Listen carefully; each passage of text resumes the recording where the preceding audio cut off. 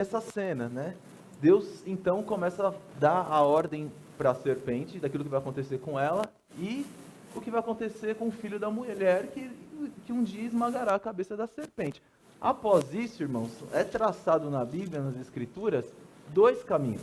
É por isso que eu falei, a semente da mulher é o filho que vai vir esmagar a cabeça da serpente um dia, né? E vão ter outros filhos também, que vão seguir pela semente da serpente. A Bíblia mostra isso em vários livros. O ímpio, o injusto, o piedoso, o ímpio, sempre vai fazendo isso. Lá em Provérbios também nós vemos isso. Nós vemos a insensatez, que é representada pela mulher adúltera. Nós vemos a sabedoria, que é apresentada pelo Senhor Jesus.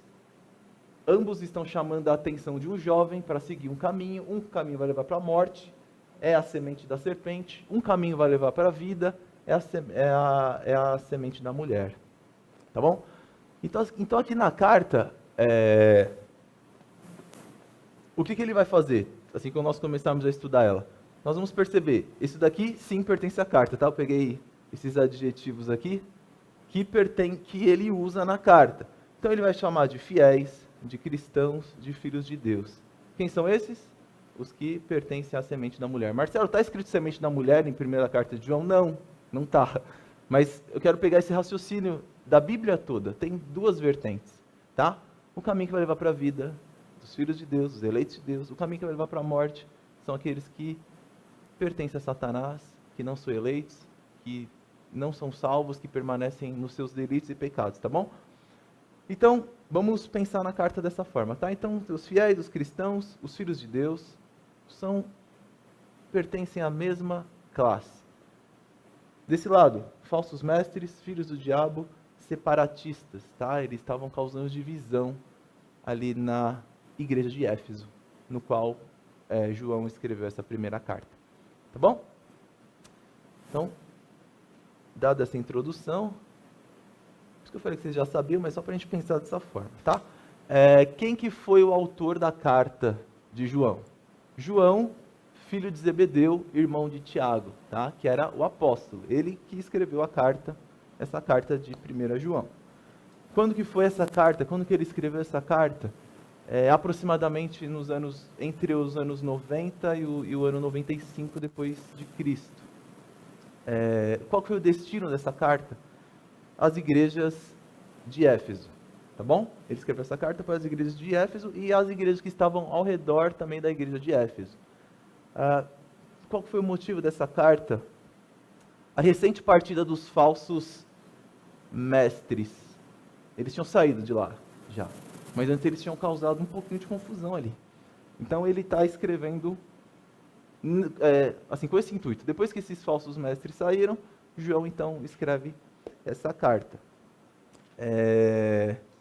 O propósito: João encoraja os fiéis a amarem a Deus e uns aos outros e assegurar que eles estão no Filho, na semente da mulher. Tá? Então ele quer encorajar eles pertencem a Deus, mas ele estava combatendo esses falsos mestres que são filhos do diabo, são separatistas, que causaram um pouquinho de confusão. Então, vamos ler esse prólogo, né, que começa lá no capítulo 1, do versículo 1 até o 4. Marcelo, o que é um prólogo? Significa o que vem antes. Ele vai começar a falar algumas coisas e ele está falando, antes de eu começar a escrever isso, o que se inicia, se fosse numa peça de teatro, seria algo apresentado antes, para poder depois falar da peça. Tá? Então ele começa... Então o prólogo é algo que está preparando para algo que vai acontecer depois. Então, ele vai falar de um relato, mas antes ele está preparando o que ele vai expor na carta, tá bom? Então, alguém lê para mim, por favor? 1 João 1, 4. Quer dizer, o que era desde o princípio, o que temos ouvido, o que temos visto com os nossos próprios olhos, o que contemplamos e as nossas próprias mãos com respeito ao verbo da vida. E a vida se manifestou, e a nós temos visto, e delas damos testemunho, e vô-lo anunciamos, a vida eterna, a qual estava com o Pai e nos foi manifestada. O que temos visto e ouvido, anunciamos também a vós outros, para que vós igualmente mantenhas comunhão conosco. Ora, a nossa comunhão é com o Pai e com o seu Filho Jesus Cristo. Estas coisas, pois, vos escrevemos para que a nossa alegria seja completa. Lembra que eu falei? Os falsos mestres causaram confusão aqui na igreja. Né? Eles eram os anticristos também. Eu não coloquei ali, mas pensa também no anticristo. Então, ele está falando assim, gente, espera aí. O que eu vou falar para vocês agora é com relação a coisas que eu vi do Senhor Jesus. O que nós temos visto, né? Aqui no primeiro versículo que Carla leu. O que desde o princípio, o que temos ouvido, o que temos visto, quem? Ele, os apóstolos, aqui com os nossos próprios olhos, o que contemplamos, o que as nossas mãos apalparam, com respeito a quem? Ao Verbo, ao Senhor Jesus. Porque o que estava causando ali, eles estavam falando que o Senhor Jesus, ele não veio nem em carne. Eles eram falsos mestres, separatistas. Então ele veio causar isso nessa igreja. Então, ele está falando, o que eu vi, eu estou testemunhando para vocês. A partir de agora, eu vou falar das coisas que eu vi. Eu sou testemunha ocular. Isso é bom para nós hoje, embora nós não tenhamos visto o Senhor Jesus. Aliás, a nossa esperança em Deus, nós somos chamados pela fé. Não é pelo que nós vimos, mas pelo que nós queremos. Nós queremos que a Bíblia é a palavra de Deus. Nós, como a igreja de Éfeso, não vimos o Senhor Jesus. Mas aquele que viu está escrevendo tanto para eles como para nós hoje. Então, ele está falando aquilo que eu vi. Não o que eles estão falando para vocês.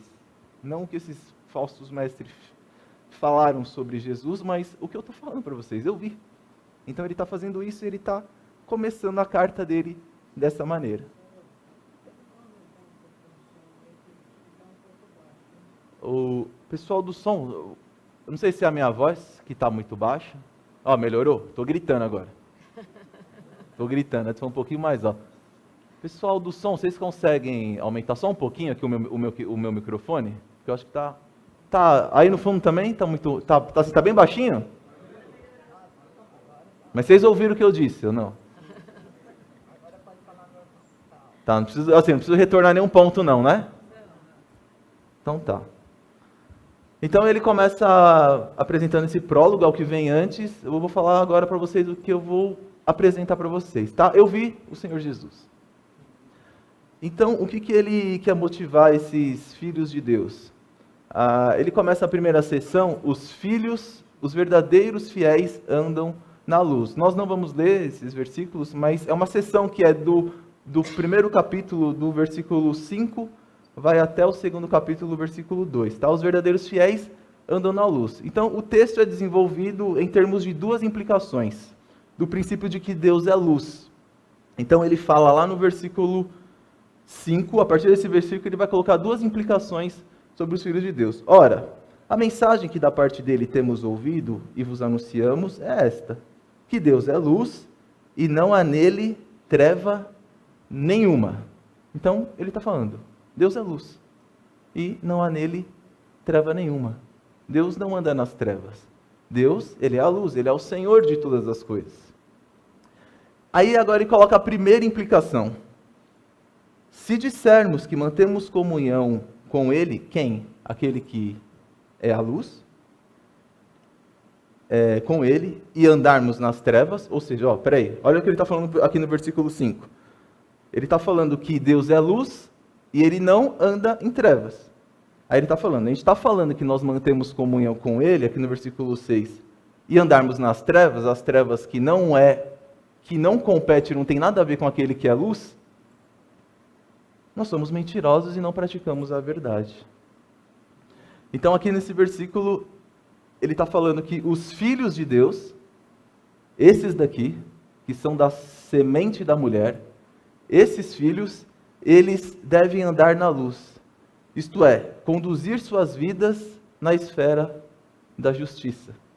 Ele está falando que uma coisa não pode ser igual à outra. Eu não posso falar que eu conheço, que eu mantenho comunhão com Deus, que é luz, que é contra as trevas, e ao mesmo tempo não ser luz e andar nas trevas.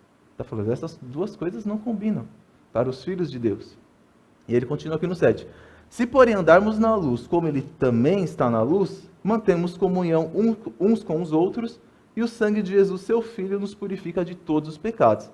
Então, essa é a primeira implicação daqueles que andam na luz, porque o Senhor é luz. A segunda implicação é que aqueles que andam na luz, o que eles fazem? Eles não pecam. Não. Ele não fala isso. Ele fala, confessa os seus pecados. Porque nós sabemos que nós temos a nossa influência do pecado. Embora você cometa pecados, se você é um filho de Deus, você vai procurar andar na luz, vai procurar viver longe das trevas, mas se você peca sendo um filho de Deus, o que você vai fazer? Está tudo bem.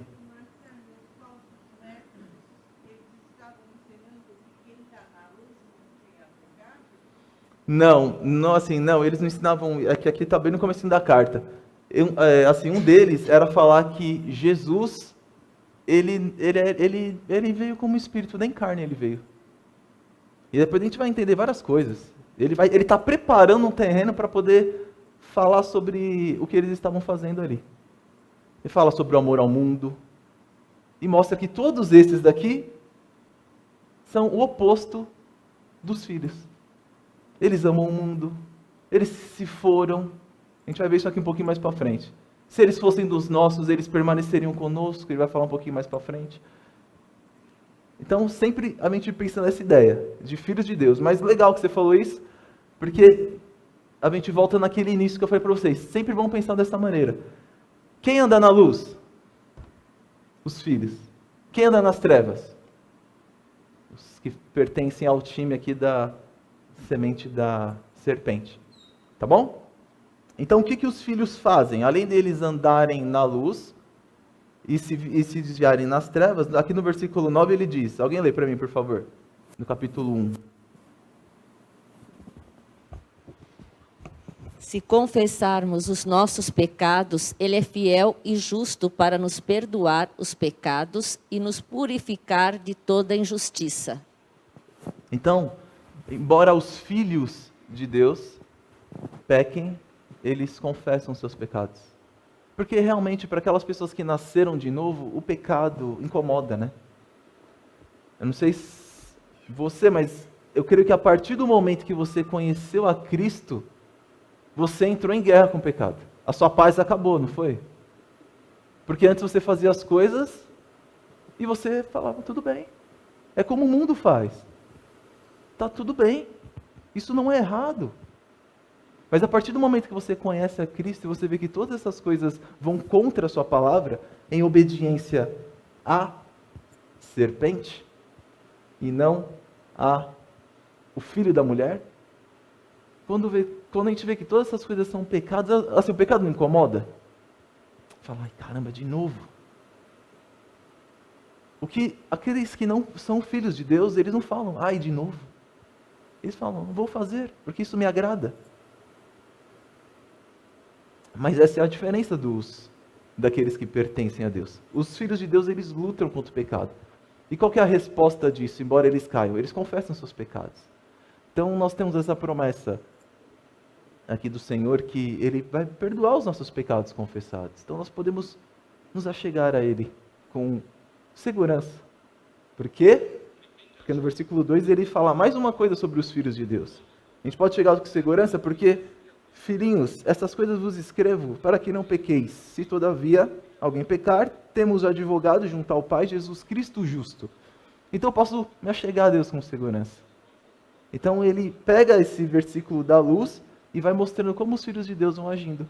Eles não andam nas trevas, eles são a luz, e se eles caírem em pecado, o que eles fazem? Eles confessam seus pecados e eles podem se achegar a Deus com segurança, porque eles têm um advogado que os representa. Aliás, é esse advogado que vai nos representar no dia do juízo. Deus não vai olhar para nós e vai falar, muito bem, você que viveu toda a sua vida em obediência, você que não matou, você que não roubou, É isso que as pessoas do mundo pensam. Que elas, por causa da justiça delas, elas podem se chegar a Deus. Mas elas não têm um advogado que representa elas. Então essa obediência fajuta delas, que não satisfaz as exigências da justiça de Deus, que é plena, é uma obediência plena, não é uma obediência hoje e uma não obediência amanhã, não vai satisfazer. Mas aí a gente tem alguém que representa a gente, um advogado. Né? A dona Cida teve alguém que representou ela nesse processo aí da casa. Alguém te representou. E o Senhor Jesus vai nos representar também. Ele já nos representa hoje, mas Ele também vai nos representar no dia do juízo. Quem? Os que pertencem à semente da mulher. São os filhos de Deus. Tá bom? Aqui na próxima sessão, vai do versículo... Aqui no capítulo 2, versículo 3 a 11, a gente não vai ler todos. Então João elaborou sobre a unidade anterior, né? Aqueles que alegam ser cristãos guardam os mandamentos de Jesus ou se mostram mentirosos. Alguém lê para mim, por favor, João, aqui já no segundo capítulo, 3 até o 6. O 3 e o 4. Ora, sabemos que o temos conhecido por isso, se guardamos os seus mandamentos. Aquele que diz, eu o conheço, e não guarda os seus mandamentos, é mentiroso, e nele não está a verdade. Então Deus é luz, eu devo andar na luz, eu me desvio das trevas, eu confesso os meus pecados. Se eu faço alguma coisa que diz que eu conheço a Deus e não pratico, eu não guardo os seus mandamentos, eu sou o quê? Eu sou um mentiroso. Ele está preparando para falar, eles são mentirosos. Não acreditem neles, nesses falsos mestres que estão falando. Eles não viram a Jesus. Eles não conhecem eles. Eles não guardam os seus mandamentos. Da mesma forma nós. Se dissermos que mantemos comunhão com eles, mas não guardarmos os seus mandamentos, nós somos mentirosos. Nós não conhecemos a ele. É triste, mas é a realidade. Porque às vezes a gente tem a ideia que a gente conhece a Deus. E aí tem algo que o J.I. Packer diz, que tem uma diferença muito grande entre você conhecer a Deus e você saber quem Ele é. Você pode ter ouvido falar sobre Deus, a sua vida toda talvez. Você frequentou a igreja, você esteve aqui, mas você ouviu falar sobre Ele. Agora, saber quem Ele é de verdade, esses são os que guardam os mandamentos de Deus. Esses são os filhos dele. Esses são os cristãos verdadeiros. Então, eu guardo os mandamentos dele. Eu guardo. E é interessante, né? Guardar, né? Por exemplo, hoje em dia a gente já não sai nem mais com o celular, fica com medo, né? De deixar no carro aqui, né? Tem gente que está saindo até com o celular falso. Porque, eu vou dar o celular do bandido. Antigamente era o dinheiro do bandido, era uns 5 reais, 10 reais, né? Que você colocava no bolso aqui, e aí se o ladrão viesse, você falava, esse é o dinheiro do bandido. Eu vou guardar os 500 reais aqui nesse bolso. Na época, né? Muito antigamente isso, quando não tinha nem cartão de débito. Vou deixar os 500 reais nesse bolso e vou deixar o 10 aqui, nesse bolso. Se o bandido vira, eu dou os 10 para ele e fico com os 500. Tem gente fazendo isso com o celular. Deixa o celular com o aplicativo até em casa, né? Caso, de repente alguém te roube e aí você perca o seu valor que tem no banco, porque está tudo já vinculado, né, no aplicativo. E aí você anda com o celular mais ou menos, que não tem nada, e você dá ele para o bandido. Da mesma forma deve ser assim, guardar. Guarda! Será que a gente guarda os mandamentos de Deus como a gente guarda essas coisas? Que são tão importantes para nós nesse mundo? Eu guardo isso? Eu guardo os mandamentos de Deus? Ou eles não são importantes? Ora eu guardo, ora eu não guardo. Não é importante. Depende com quem eu estou. Com quem você está falando, em que contexto, Marcelo? Se eu estiver dentro da igreja, eu estou guardando. Eu estou com o pessoal daqui da igreja. Mas quando eu estou lá no meu trabalho, será que eu guardo com esse mesmo intuito? Ou eu deixo em casa e levo o dinheiro do bandido, que é o dinheiro do mundo, para apresentar para o mundo? Né? Fala, Celso. Ô Marcelo, pode falar. Você está dando esse exemplo, né? Eu tenho que trabalhar, meu trabalho é com gás, né? E eu tenho que entrar dentro da central de gás. Então a Ultragás providenciou um telefone que é totalmente à prova de explosão. Ele vale R$25 mil. E aí eu tive que assinar um documento que eu tenho posse desse celular e que se me roubarem ou eu perder, eu tenho que devolver o celular para a Ultragaz, né? Então você imagina, né? Eu tenho que deixar o carro na rua, ir até o cliente, daí eu vou com o celular escondido, né? Quando eu volto, tem que colocar debaixo do tapete, né? Esconder, né? É bem esse exemplo que você está dando, né? Se a gente também tivesse esse cuidado com a palavra de Deus, né? Que a gente tem que guardar mesmo e praticar, né? O quão seria importante. É muito feliz esse teu exemplo. Obrigado Ari, pela colaboração também. Mas é isso, né, Celso? Parece que o que vale mais pra gente, assim, resumo, a palavra deve valer muito. Mas muitas vezes não vale. Então que a palavra seja esse celular de 25 mil reais para você. E os pecados anteriormente que nós cometíamos do velho homem, seja aquele Nokia, aquele Nokia tijolo de 1996. Porque se me levarem, eu não estou nem aí. Não interessa mais para mim. Tá? Então ele começa isso. Então ele diz que nós devemos guardar esses mandamentos. Então, aqueles que permanecem nele, guardam seus mandamentos também. Tá? Isso está ilustrado ali no versículo 7 até o 11, que aí ele vai falar desses daqui, Val, que pertencem, são separatistas. Eles não guardam os mandamentos e eles têm dificuldade com isso. Então alguém lê para mim? É um pouquinho longo, vai, mas vamos tentar ver se a gente consegue ilustrar. Do 7 ao 11 do capítulo 2. Amados, não vos escrevo mandamento novo, senão um mandamento antigo, o qual desde o princípio tivestes. Esse mandamento antigo é a palavra que ouvistes. Todavia vos escrevo um novo mandamento, aquilo que é verdadeiro nele e em vós, porque as trevas se vão dissipando, e a verdadeira luz já brilha. Aquele que diz estar na luz e odeia seu irmão, até agora está nas trevas.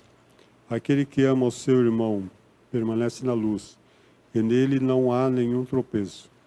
Aquele, porém, que odeia a seu irmão está nas trevas e anda nas trevas, e não sabe para onde vai. Deixa eu só fazer um parênteses. Ele está falando aqui, a que o Sr. José está lendo, ele está falando de alguém que vive esse novo mandamento que ele está falando.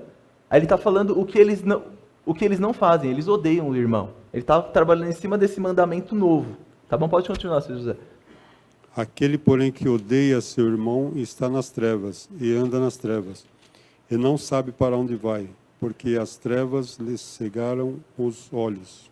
Tudo isso que o Sr. José leu aqui, ele está falando com referência ao novo mandamento. Ele está falando, tudo isso, quem não guarda esse novo mandamento, que eu estou dando para vocês, faz isso, odeia o irmão, não conseguem guardar essas coisas. Marcelo, qual é esse novo mandamento? O próprio João escreveu isso no evangelho dele. Lá no capítulo 13, no versículo 34, relatando as palavras de Jesus, ele diz, capítulo 13, versículo 34, novo mandamento vos dou, que vos ameis uns aos outros, assim como eu vos amei, que também vós ameis uns aos outros. Nisto conhecerão todos que sois meus discípulos, se tiverdes amor uns pelos outros. Exatamente. Isso ilustra o que eles não estavam fazendo. Tudo isso que o Sr. José leu, que é não amar o outro, odiar, não tem a ver com o mandamento novo. Qual que é o mandamento novo? Amar. Se eu não amo o outro, eu não guardo os mandamentos. E às vezes é tão difícil amar, não é? Aliás, é fácil amar aquele que me ama. É muito fácil amar aquele que me ama. Ele não me faz nada, ele nunca me ofendeu, ele nunca me prejudicou. Ele está falando, os separatistas, os que causam divisão, não fizeram isso. E eles foram embora. Justamente porque eles não pertencem a essa sentença aqui da semente da mulher. Eles pertencem à sentença da serpente. Eles não conseguiram amar. Eles têm ódio pelo outro. Então, eles não guardam esse novo mandamento, que é o mesmo que ele escreveu lá do Senhor Jesus. Amará o outro. Amar, ter amor. É difícil amar. aquele que me fere.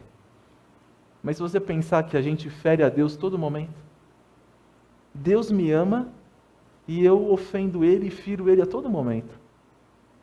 E Ele me ama. Agora, quando alguém fala alguma coisa que eu não gostei, ou ofendeu a minha dignidade, né? Aliás, que dignidade, né? Porque quem é você para ter alguma dignidade? Dignidade é quando você fala assim, eu estou indignado com o que o fulano fez. Quem é você? Feriu a tua honra? Quem é você? Né? O Weber Jr. trata uma vez sobre isso, ele fala, quem é você, seu soberbo? Quem é você? Para você ter uma dignidade, tem que ter uma posição de muita honra. Deus pode se indignar conosco. Mas será que eu posso me indignar com o que o outro fez comigo? Eu não sou nada. Deus é. Eu estou indignado com o que o fulano fez. Quem é você, querido? Quem sou eu? Não sou nada. Deus é. Então a gente tem que demonstrar o nosso amor para com o outro, justamente porque nós não somos nada. E aquele que é alguma coisa, me ama e diz que eu devo amar também. Isso os separatistas não... Isso eles não conseguiam fazer. Então ele vai terminar essa sessão, e aqui no versículo do 12 até o 17, então João ele vai continuar a dar as instruções para aqueles que estão abalados pela essa bagunça que esses falsos mestres fizeram aqui na igreja, e procura tranquilizá-los à luz da saída desses falsos mestres. Então, o comentário de João tem 3 grupos diferentes de nível de maturidade, que vai começar aqui do 12 até o 17. Ele vai falar filhinhos, pais e jovens. Alguém lê para mim o do 12 até o 14 do capítulo 2. Filhinhos, eu vos escrevo porque os vossos pecados são perdoados, por causa do seu nome. Pai, eu vos escrevo porque conheceis aquele que existe desde o princípio. Jovens, eu vos escrevo porque tendes vencido o maligno. Filhinhos, eu vos escrevi porque conheceis o Pai. Pais, eu vos escrevi porque conheceis aquele que existe desde o princípio. Jovens, eu vos escrevi porque sois fortes, e a palavra de Deus permanece em vós, e tendes vencido o maligno. Ele coloca essas 3 pessoas, né? Os filhinhos, os pais e os jovens. Para os jovens, ele dá uma ênfase maior. O que os jovens fazem, geralmente? Vencem o maligno. Semente da serpente, que está no mundo, trabalhando para que a semente da mulher, os cristãos, os filhos de Deus, não vivam para ele. Está falando, vocês vencem o maligno, vocês venceram o maligno. E aqui, geralmente, ele coloca filhinhos que vão se tornar pais, e ele vai dando exortação a eles. Filhinhos, eu vos escrevo porque os vossos pecados são perdoados por causa do seu nome. Pais, eu vos escrevo porque conheceis aquele que existe desde o princípio. Jovens, eu vos escrevo porque tendes vencido o maligno. E aqui depois no final ele coloca de novo, jovens, eu vos escrevi porque sois fortes. A palavra de Deus permanece em vós e tendes vencido o maligno. Essa é a força. Né? A gente pensa no jovem, né? O jovem, eu lembro uma vez do pastor Ion, num acampamento que ele foi, ele falou sobre o jovem. O jovem geralmente não tem medo de nada, né? Se você falar para um jovem, às vezes eu fico vendo aqui as crianças brincando aqui, né? Nesses corrimões, e a gente fala, não, desce daí, você vai cair, né? Você pode se machucar. Eles não têm medo, eles pulam, eles dão a volta. Se eles puderem pular de um degrau para o outro degrau lá embaixo, eles pulam sem medo nenhum. Eles não têm medo. Essa é a força do jovem, de lutar pela palavra de Deus. Mas geralmente o que a gente vê nos jovens são muitas vezes, eles têm a força para poder não ter medo, ser corajosos, mostrar esse espírito de coragem deles, para poderem ser testemunhas no mundo, mas muitas vezes eles abraçam o mundo. Eles poderiam ter força, mas eles usam toda essa força, essa determinação deles para não guardar os mandamentos e procurar agradar a semente da serpente. Vai lá, Celso. Pode falar sem microfone, pode falar. E eu acho assim que Eu tive o privilégio de nascer num lar evangélico. Desde que eu nasci, eu sou da igreja presbiteriana, né?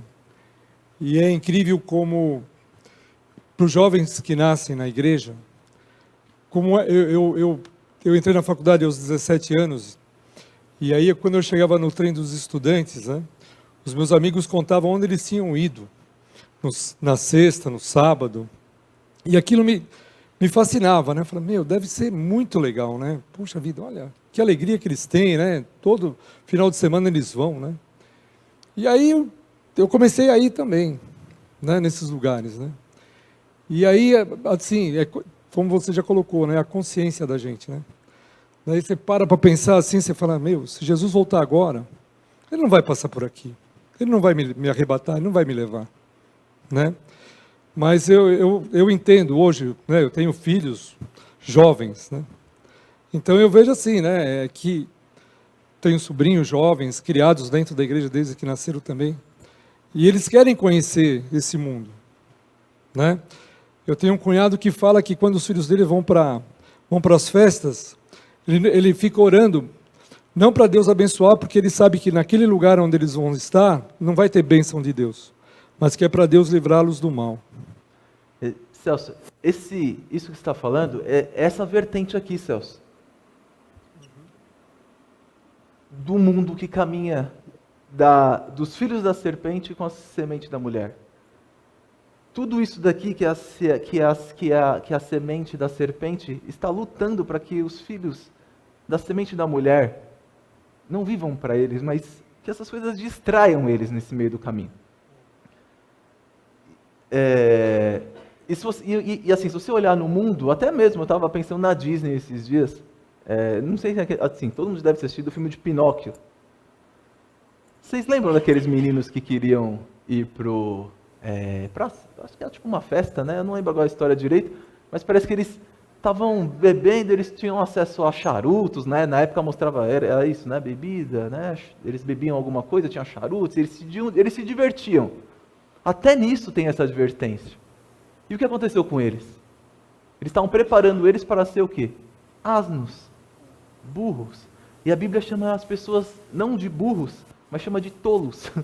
Então todo mundo que caminha por esse caminho da semente da serpente, no final da vida, vocês são tolos.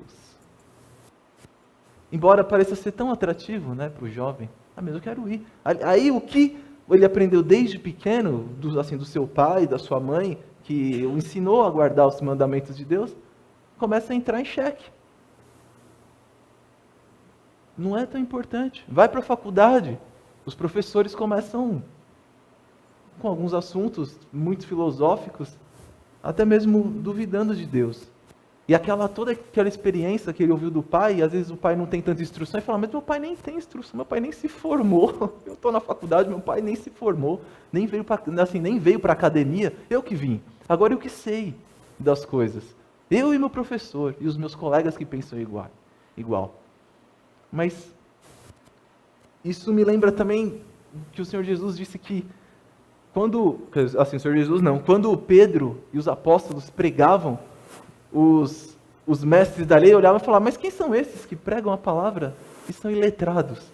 Deus não precisa disso para poder pregar a palavra dele, do conhecimento, ainda mais um conhecimento desse mundo. Ele fala, o conhecimento desse mundo é tolo. E é esse caminho aqui, que todo mundo quer experimentar. E aí, vou usar esse exemplo que você falou da faculdade, e começa, estou na faculdade. Nossa, mas tem tanto trabalho na faculdade, meu professor me encheu de coisa. Eu tenho que ler, eu tenho que estudar. E agora? Agora eu estou na igreja, domingo, o que eu vou fazer? Agora eu estou cansado. E às vezes o pai fala, meu filho, tadinho, estudou tanto, universitário. Filho, não, vai descansar, vai que amanhã é segunda. É a pior coisa, irmãos. É a pior coisa. Não estou falando que ele não tem que fazer faculdade, não. Tem que estudar sim. Mas tem que dar o princípio para ele. Filho, você vai estar estudando para você poder ter uma profissão, para você poder servir a Deus nesse mundo. Como advogado, engenheiro, médico, professor. Agora, não se igualar.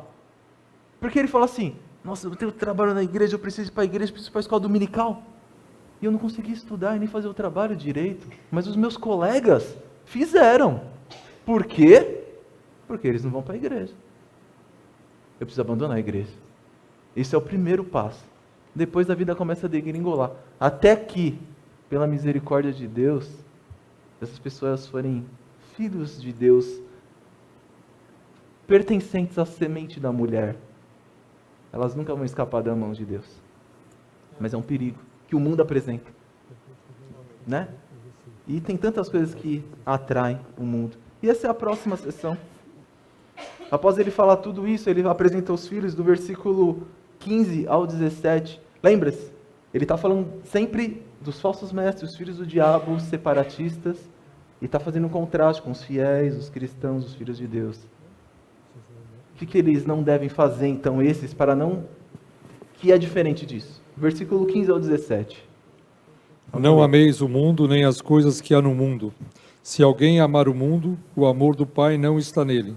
Porque tudo que há no mundo, a concupiscência da carne, a concupiscência dos olhos e a soberba da vida, não procede do Pai, mas procede do mundo. Ora, o mundo passa, bem como a sua concupiscência. Aquele, porém, que faz a vontade de Deus, permanece eternamente. Ele está escrevendo a carta motivando eles para que eles não sejam assim. Então ele está incentivando vocês, não amem esse mundo. Não amem o mundo, irmãos.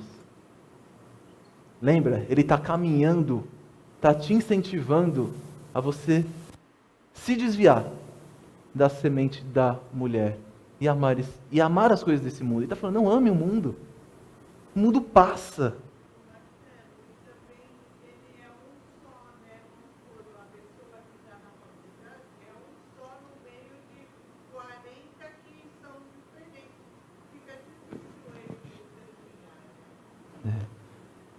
É por isso que a gente tem que lutar, guardar, sabe? Se a gente guarda, olha uma coisa que é muito importante, irmãos, é a nossa comunhão com Deus.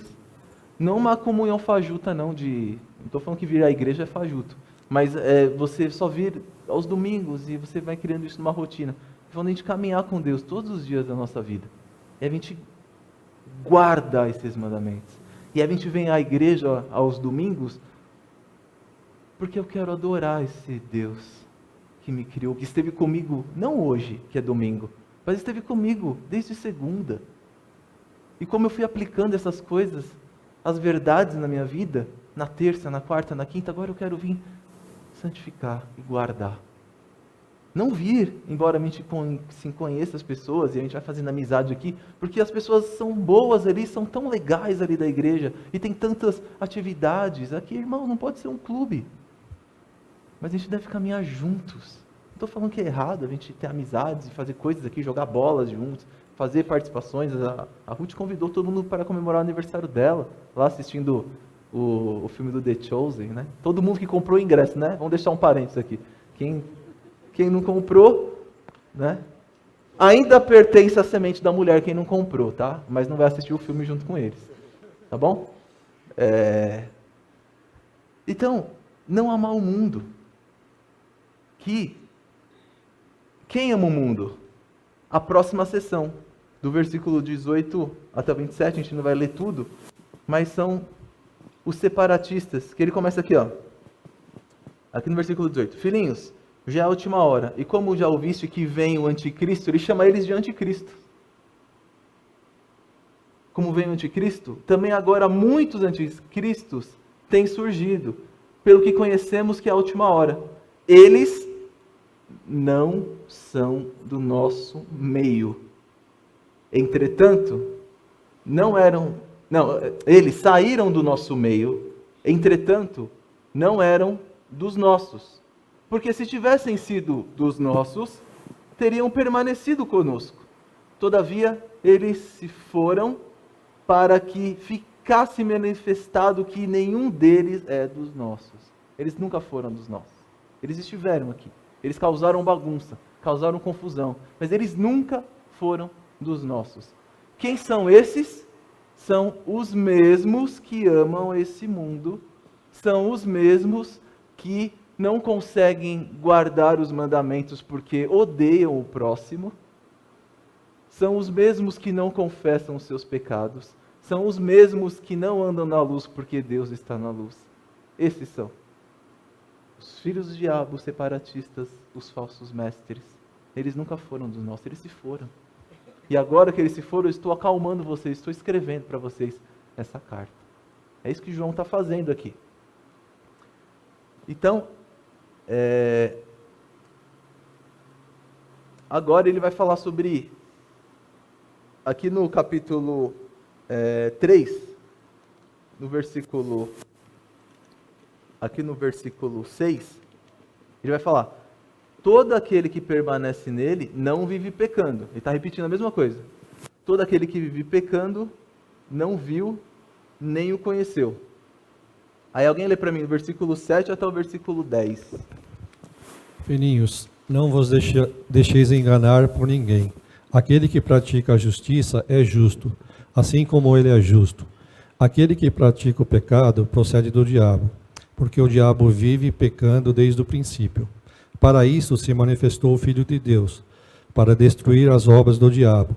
Todo aquele que é nascido de Deus não vive na prática do pecado, pois o que permanece nele é a divina semente. Ora, esse não pode viver pecando, porque é nascido de Deus. Nisto são manifestos os filhos de Deus e os filhos do diabo. Todo aquele que não pratica a justiça não procede de Deus, nem aquele que não ama ao seu irmão. Ele fala de novo, os mesmos que não amam o seu irmão, os mesmos que vivem pecando. Aí ele apresenta aqui, coloca mais uma característica. Assim, por isso que eu coloquei aqui para vocês. Eles são o quê? Filhos do diabo. João gosta muito dessa expressão. Lá no capítulo 8 do evangelho dele, quando Jesus está tendo uma conversa ali com os fariseus, também ali no relato de João, ele está falando assim: nós temos um pai que é Abraão. Ele fala: vocês não conhecem Abraão. Ele fala: não, nós não somos bastardos, nós temos um pai sim que é Abraão. Ele fala: se vocês conhecessem Abraão, vocês iam me conhecer, porque ele fez aquilo que eu gostaria que ele fizesse. Mas vocês não obedecem a Abraão. Vocês obedecem sim um pai. Ele fala: não, nós não somos bastardos, nós temos um pai que é Deus. Ele: não, vocês não têm um pai que é Deus. Porque se vocês tivessem um pai que é Deus, vocês fariam aquilo que o pai de vocês pede para vocês fazerem. Vocês não fazem. Mas vocês não são bastardos, de verdade, vocês não são. Vocês têm um pai sim, que é o diabo. E vocês obedecem a ele. Então, ele usa essa mesma expressão lá em João 8, não vou ler para a gente perder, para a gente ganhar um pouco mais de tempo aqui. E agora ele fala a mesma coisa. Os filhos de Deus obedecem a Deus. Os filhos do diabo obedecem o seu pai diabo. Só existe só duas famílias no mundo, irmãos. Semente da mulher e a semente da serpente. Aqui nesse versículo, nessa sessão que o João leu em 1 João, essa piada que é antiga, ele fala sobre, porque o que permanece neles é a divina semente, é a semente da mulher. Então, vocês estão entendendo essa comparação que ele está fazendo, esse motivo de escrever essa carta para eles? Ele está sempre colocando os dois, luz e trevas. Não guardam os mandamentos? Guardam os mandamentos. Amam o mundo? Não amam o mundo. São anticristos? Vocês permanecem. Eles foram embora? Vocês estão aqui. É isso que João está fazendo aqui nessa carta dele. Tá? Depois daqui ele entra numa outra seção no versículo 11, né, que eu já falei aqui para vocês. Ele diz: porque a mensagem que ouvistes desde o princípio é esta, que nos amemos uns aos outros. É a mesma mensagem que ele relata lá em João. Nós devemos amar uns aos outros. Quem ama uns aos outros? Aqueles que pertencem à semente da mulher. Esses amam uns aos outros. Então ele sai do negativo ali do versículo 6 do capítulo 3, que ele fala: todo aquele que permanece nele não vive pecando, todo aquele que vive pecando não viu nem o conheceu. Ele coloca uma forma negativa, e aqui no 11 ele fala: porque a mensagem que ouvistes desde o princípio é esta, que nos amemos uns aos outros. Agora nós amamos uns aos outros. Mais uma vez eu repito, é difícil amar aquele que me fere. E eu acredito que você tem esse sentimento, por conta do seu velho homem.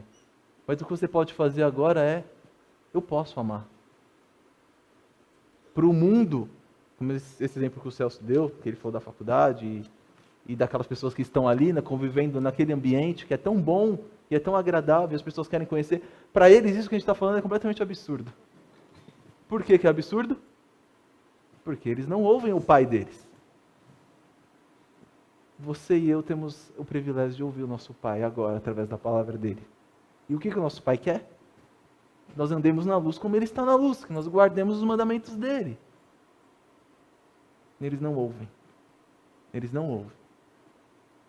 Não vão amar. Eles não vão amar o outro. Porque eles se amam. Eles não perdoam. Eles não perdoam, porque o ego deles foi ferido. Eles se sentem que a dignidade deles foi ferida, é por isso que eles não perdoam. Quem são eles? Mas eles pensam assim. Mas aqueles que guardam os mandamentos amam uns aos outros, independente do que as pessoas nos façam e nos ofendam. E eu sei que dói. Eu sei que dói. Mas você, como filho de Deus, pertencente à semente da mulher, dê o braço a torcer. Não por você, por Deus. Porque Ele é amor. Porque Ele amou, porque Ele te amou. Ame também. Não seja como aqueles que pensam desse modo. Tá? Aqui ele entra no versículo, aqui no capítulo 14 ele vai entrar, aqui no capítulo 4 ele vai entrar tipo, em outra vertente. Aqui. João advertiu os fiéis a exercitar o discernimento. Uma vez que havia muitos falsos mestres, eles não deveriam acreditar em todo o Espírito. Então, ele está falando aqui no versículo 1. Amados, não deis crédito, aqui do capítulo 4, tá, irmãos? No versículo 1. Amados, não deis créditos a qualquer espírito. Antes, provai os espíritos se procedem de Deus. Porque muitos falsos profetas têm saído pelo mundo fora. Então, não dê atenção a qualquer coisa que é falada se não combina com o Espírito de Deus. Lembra? As ovelhas ouvem a minha voz. Jesus diz isso. E vem para mim. Elas me conhecem. Eu sou o pastor. João também fala isso lá no evangelho dele. Eu sou o pastor. Eu sou a porta. Eu sou o pão. Ele diz, o pastor, as ovelhas ouvem a voz do seu pastor. Porque elas têm o Espírito dele. Então, aqui no capítulo 4 ele vai falando isso. E aqui no 2. Nisto reconheceis o Espírito de Deus. Todo Espírito que confessa que Jesus Cristo veio em carne é de Deus. Lembra que eu falei? Esses separatistas, eles também eram docéticos. O docético é aquele que acredita que Jesus não veio em corpo, mas ele veio em espírito. Eles ensinavam isso para eles. Então agora ele está desfazendo essa bagunça que eles fizeram. Está falando, não dê ouvidos a esses espíritos. Porque se você não crê que o Senhor Jesus veio em carne, como eles estavam ensinando para vocês, esse é o espírito mentiroso.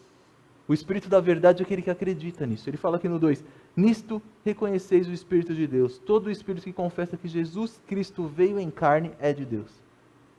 Você tem fé em Jesus. Você tem fé que Ele, o Verbo, que Ele também fala lá no Evangelho dele, se fez carne e habitou entre nós.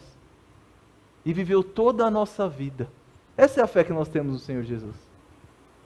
Se Jesus, já falei isso aqui, vou repetir de novo. Se o Senhor Jesus tivesse somente morrido pelos meus pecados, eu estaria livre do inferno, porque Ele recebeu toda a punição no meu lugar. Mas se Ele tivesse somente morrido e não tivesse cumprido a lei e obedecido, eu também não teria direito à vida eterna. Entenderam? Eu estaria livre da ira de Deus, mas o que Deus exige é a obediência perfeita, é por isso que eles foram expulsos lá do Éden, antes que eles pegassem do fruto da árvore da vida. Isso foi restrito a eles, porque eles não obedeceram. Então, para que a justiça fosse plena, alguém deveria obedecer plenamente. E o Senhor Jesus, que veio em carne, fez tudo o que você e eu não conseguimos fazer. Obedecer a Deus plenamente. Então, se você crê que Jesus veio somente o Espírito dele, então ele não viveu a sua vida. E se ele não viveu a sua vida, você não tem direito à vida eterna. Porque para você ter acesso à vida, você precisa obedecer completamente ao Pai. E isso você não consegue fazer. A não ser aquele que é o advogado do capítulo 2 te represente. Ele fala, Pai, eu vivi a vida dele. Então ele te aceita. E você tem direito à vida. Mas não por você, mas pelo que ele fez por você. Pelo verbo que veio em carne e viveu toda a sua vida. Obedeceu o que você não conseguiu obedecer. Cumpriu com as exigências da justiça. E o que ele fez depois? Transferiu tudo para sua conta. A Roseli agora é obediente, plenamente. Porque ela é obediente? Não. Porque ela é coberta com as vestes da justiça do Senhor Jesus. Agora o mundo se achega a Deus como nus perante Deus. Mas nós não. E com a minha nudez eu não consigo...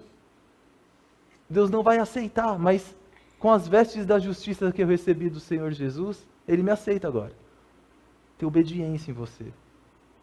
Tem obediência em você. Não por você, mas por você estar usando essas roupas agora. Então a gente precisa que Ele veio. Não como eles, que não criam dessa forma. Mas nós precisamos crer que Ele veio e veio em carne, não em espírito. Por que em carne, Marcelo? Porque Ele viveu a minha vida. Ele viveu a minha vida como homem. Tá? Aqui no versículo 4, no versículo 12, aqui no capítulo 4, aqui no versículo 12, ele mais uma vez enfatiza o amor. Nisso já, aqui no versículo 12, ninguém jamais viu a Deus. Se amarmos uns aos outros, Deus permanece em nós e o seu amor em nós é aperfeiçoado. Então, nisto conhecemos que permanecemos nele, e ele em nós, em que nos deu o seu Espírito. E nós temos visto e testemunhado que o Pai enviou o seu Filho como Salvador do mundo.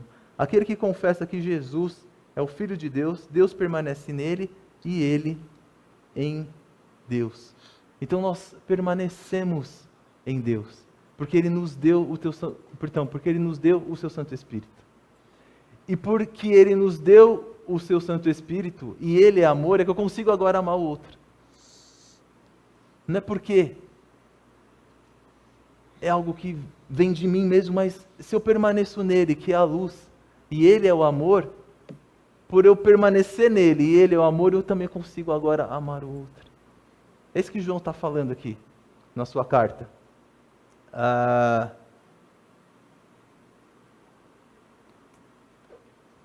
E aqui ele vai para a última sessão, eu já vou pular, já estou conseguindo o sinal. Eu vou aqui para a última sessão, no versículo 13. Ele começa aqui no versículo 16 do capítulo 5.